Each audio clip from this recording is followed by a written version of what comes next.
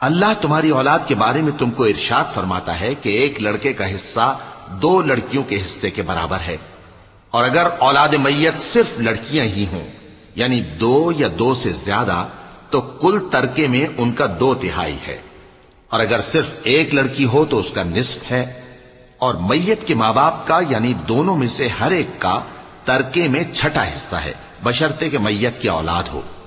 اور اگر اولاد نہ ہو اور صرف ماں باپ ہی اس کے وارث ہوں تو 1/3 ماں کا حصہ ہے، اور اگر میت کے بھائی بھی ہوں تو ماں کا 6واں حصہ ہوگا۔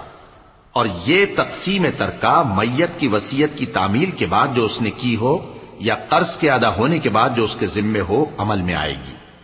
تم کو معلوم نہیں کہ تمہارے باپ دادوں اور بیٹوں اور پوتوں میں سے فائدے کے لحاظ سے کون تم سے زیادہ قریب ہے؟